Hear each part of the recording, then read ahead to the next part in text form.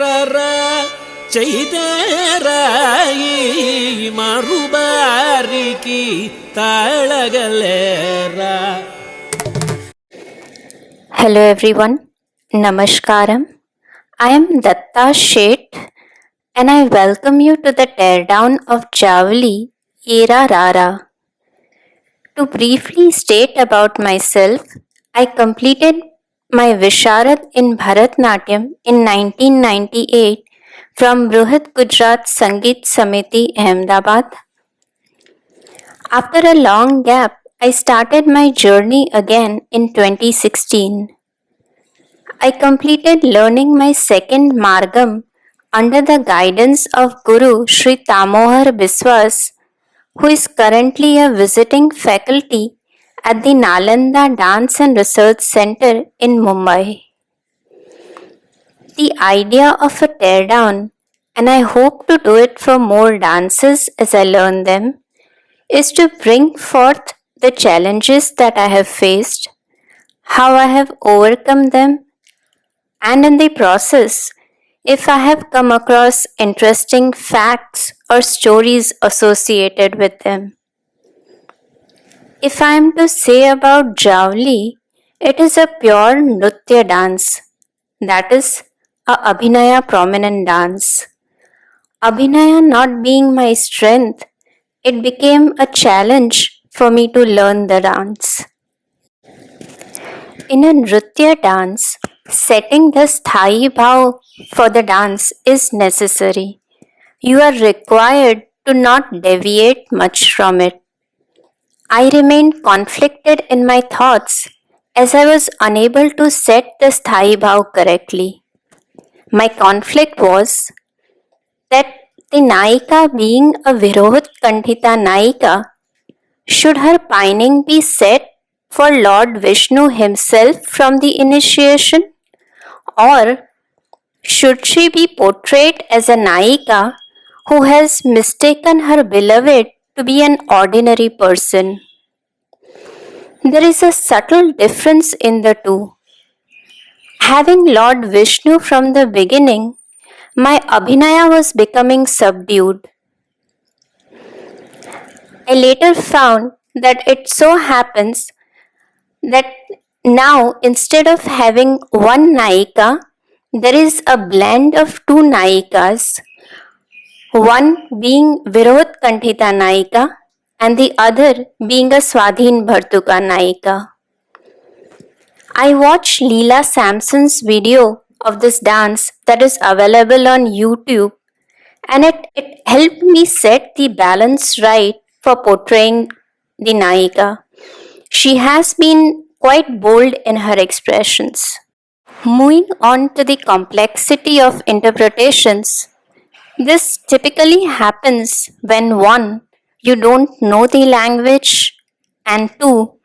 You do not know the original interpretation. This stanza, Mari Janak Sukumar Sundara, the Anupallavi that follows Pallavi, is a critical juncture, I believe. From here on, you transition deeper into the Abhinaya, which is to say, Shringara Rasa for this dance. When I learned the choreography, all I was told that I am describing the physical appearance and praising Lord Vishnu. I wasn't informed about any interpretations. Later, when I decided to search for the exact meaning of the words, I found that Mara is actually Manmatha in Telugu, which is the language of this composition. Janaka is father, Sukumar is son, and Sundara is handsome or good looking. There are 3 ways I think that this stanza can be interpreted. First, being that Nayika is introducing and praising Lord Vishnu to the audience.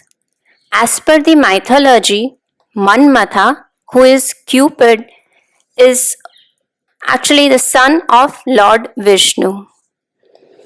The second interpretation can be that she is addressing Lord Vishnu, the father of Cupid, and asking him to come and rescue her. And there can be a deviation in the interpretation. So she's neither addressing the audience nor Lord Vishnu, but instead she's requesting Manmatha by telling him that you are as handsome as your father. Please stop shooting those love arrows at me. It is hurting me. It is totally dependent upon the performer to choose the interpretation that helps them maintain the continuity of the dance. And I believe that to a certain extent, it is dependent on the sthayi bhav that they may have set for this dance. In Abhinaya dances, maintaining the continuity becomes more critical. Your narrative has to be powerful enough to captivate the audience. They will remain captivated as long as you. If you lose continuity, they will get bored.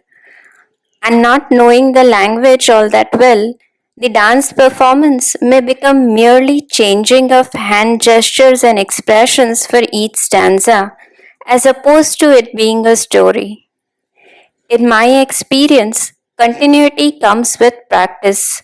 More you practice, better immersed you are, and it becomes continuous.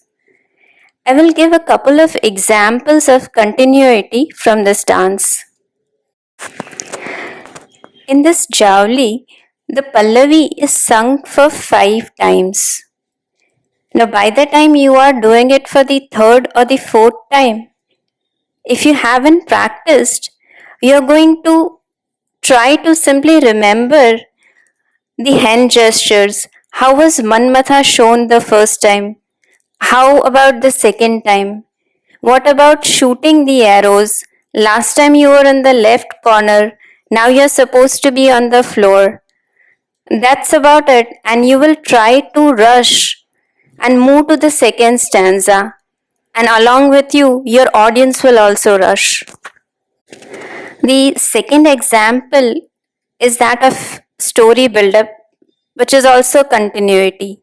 So after you have finished the Pallavi 5 times, which has already felt like an endless loop, you want to continue the story further. Your story build-up should look something like what happened next.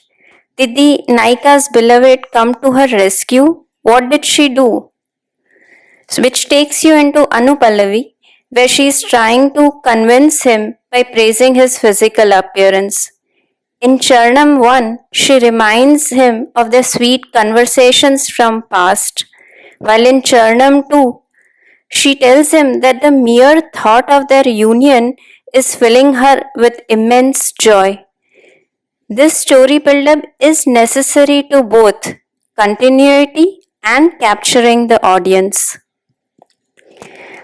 Moving further, since the podcast is already becoming quite long, I've decided to take the Charnam 3, which many dancers believe as a spirituality wrapper, to a separate podcast. So I will be doing a second podcast for Javli and I'll be sharing that soon. Thank you so much for a patient listening and I hope to bring more dances to you. Thanks again.